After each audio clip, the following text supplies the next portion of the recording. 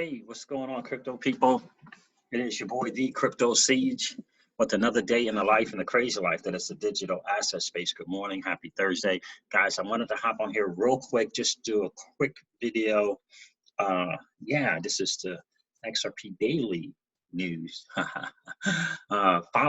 Soon to be followed by the XRP Drive Time News here momentarily. But well, listen, I wanted to hop on here real quick, just kind of share some stuff, just to kind of remind us all of where we're going and where this whole digital asset space is going. I thought this was a very interesting article, especially considering where it comes from, and that being Forbes. So let's go over this just a little bit. The global the Global Consortium for Digital Currency Governance represents cryptocurrency arriving. And there's the champ herself, Madame Lagarde, who said the World Economic Forum held at Davos last week represented a momentous shift in the attitude towards blockchain, digital currencies, and cryptocurrencies. The industry that has been bubbling under in the move to evolve the future of payments received a timely consideration from some of the world's biggest financial institutions. 2020, right? The year of the digital asset. A new consortium was announced at the forum with the understanding that digital currencies are a massive step towards financial inclusion.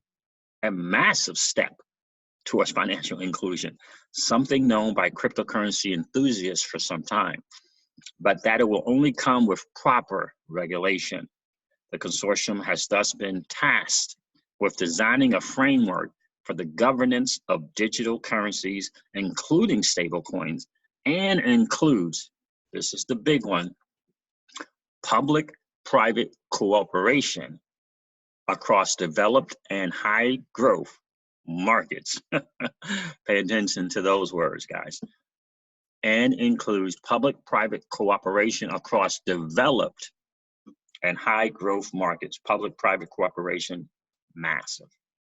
A new financial opportunity. Looking deeper into the reasoning for this consortium, it is clear that the world of cryptocurrencies has opened the eyes of enterprises, regulators, and governments to the power of a digital economy, especially one based on the blockchain, which is also coming into its own. Digital currencies are often cited as a tool for financial inclusion. However, they have remained outside the realm of mass adoption due to a lack of good governance, according to some. Right? And I always believe in my heart of hearts that once they realized that they could not stop this, once they realized that they couldn't stop it, they decided, well, if we can't beat them, we have to join them, right? And so they're going to argue, right? And they're going to push governance, right? Because that's the only way that they can operate. It gives them some measure of control. But in the end, they realize that the digital asset space, they can't control them. When you talk about financial inclusion, right? Realizing that some people in some underdeveloped spots, if they simply have a phone, a mobile phone, if they simply have that, they can begin to get and develop an income from themselves because of blockchain technology and this digital asset space. That is what they, quote unquote, the powers that be, realized. They realize that. So they're going to throw in governance. They're going to throw in, that they're suddenly interested in financial inclusion. Okay, suddenly interested, and like they're suddenly interested in climate, the climate crisis, right? Because they realized that they began to understand that they can't stop this thing. Just ask Clayton from the SEC, just ask Steve Mnuchin from the Treasury Department, right? So now with financial inclusion at the heart of the consortium, leading companies, financial institutions, government representatives, technical experts, academics, international organizations, non-government organizations, and members of the forum's communities will meet on a global level to discuss a new era of finance, RE, you participate in, is what I like to say. So this consortium will focus on solutions for a fragmented regulatory system, looking to set up some standards that can be implemented globally. Efficiency, speed, interoperability, inclusivity, and transparency will be at the heart of this initiative. Will be at the heart of this initiative. It will call for innovative regulatory approaches to achieve these goals and build trust. At least to being honest there. A set of guiding principles will be co-designed to support public and private actors, exploring the opportunities that digital currencies present. I love that, guys. This is good stuff. Finally, Forbes got someone in here who knows a little bit about what he's talking about, right? So that's always a good thing. So the massive buy-in. What is most impressive to see is the magnitude of some of the institutions and individuals who are not only backing this consortium, but also backing the move towards digital currencies that is fully regulated and standardized. From leaders of the World Economic Forum to central bankers from emerging nations like South Africa and Kenya, as well as influential central bankers from England and Singapore, and even David Marcus, who was battling to get Facebook's stablecoin Libra up and running. Digital currency, and I quote here, digital currency, a cross-cutting topic that requires input across sectors, functions, and geographies, is a key area of interest for the forum, said Klaus Schwab, founder and executive chairman of the World Economic Forum. Building on our long history of public-private cooperations, we hope that hosting this consortium will catalyze the conversations necessary to inform a robust framework of governance for global digital currencies. And let us not forget who is actually going to be the MC kind of heading this whole thing, who actually wrote the policy toolkit. Policy toolkit happened to be the one leading the Ripple event at the, what is it, the UMBRI or the UBRI, I forget, that Ripple held, right? I forget her name, but man, oh man, we are moving quickly, and Ripple, the company, is ahead of them all, in my humble opinion, ahead of them all. In fact, ask Charles Hoskinson. He had some, I don't know if I would call it not friendly or maybe a little on the slightly, I don't know what you would call it, combative maybe? Slightly, very slightly. He's a sharp guy, we all know that. But I thought it was interesting that he pointed out in his video about the company Ripple. I thought that to be very, very interesting. But anyway, I digress. Any evaluation of digital currency should consider both policy and business objectives, as well as the unique circumstances that face different economies around the world in order to fully evaluate their risks and benefits, said Lecetta. I can't pronounce that last name, I'm sorry. Ganyago, probably, governor of the South African Reserve Bank.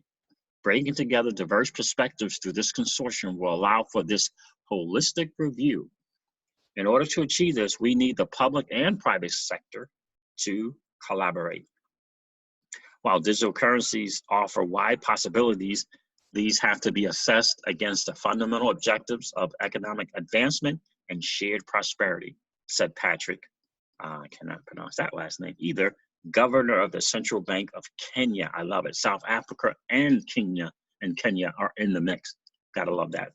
Global governance of the diverse initiatives provide greater, provide greater assurance of this outcome.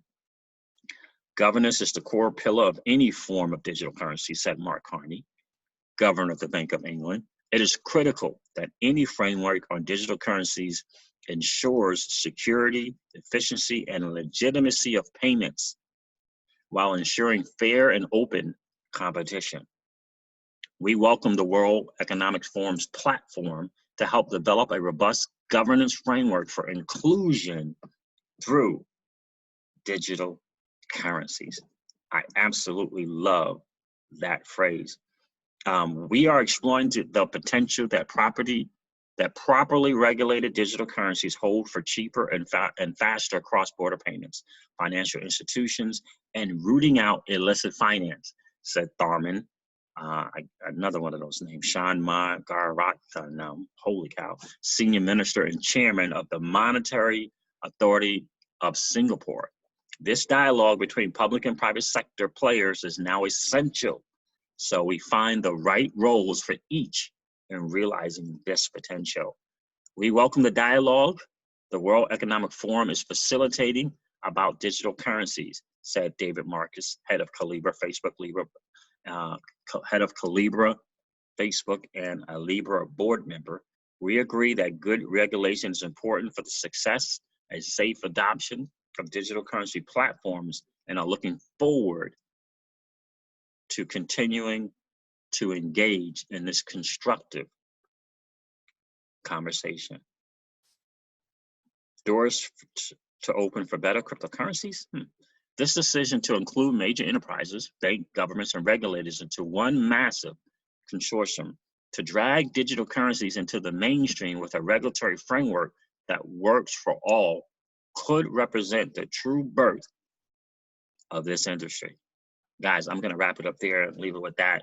But I just wanted to get this out there just to remind us that we are moving forward. We are in a moment in time, again, that we cannot go back, right? And here's the thing that we have to, I encourage all of us to realize we are playing a game. We are playing a game and winning, by the way, that the masses don't even know is being played. That is a cool place to be. And if you happen to be an XRP hodler, you're in an even better position, in my humble opinion, because you hold the greatest digital asset that has ever been created. One that will not only be used in the traditional sense, but is, in fact, in the bedrock, in the framework, and the foundation of this new financial system. So I hope you're excited about that. I hope you're truly, truly excited about where you are. And like we like to say on our channel, there's nothing like knowing who you are, knowing where you're going, and knowing how you're going to get there. All right, guys, listen, I'm going to wrap this video up like I do all of my streams and remind you of this. That is, old money doesn't want you to win. They don't want us to win. They would rather us remain a cog in their perpetual wheel of trading our time for dollars. They don't want us to play in the same playground that they play in, where we allow our money to work for us. This is our chance to win, guys. The digital asset space is our chance to win. We are in the midst of the greatest transfer of wealth in the history of man. Are you participating? Or are you standing on the sidelines? Here's what I do know, that the battle for you has already been fought, and the victory is yours. Go get it. I'll talk to you soon, guys. See ya.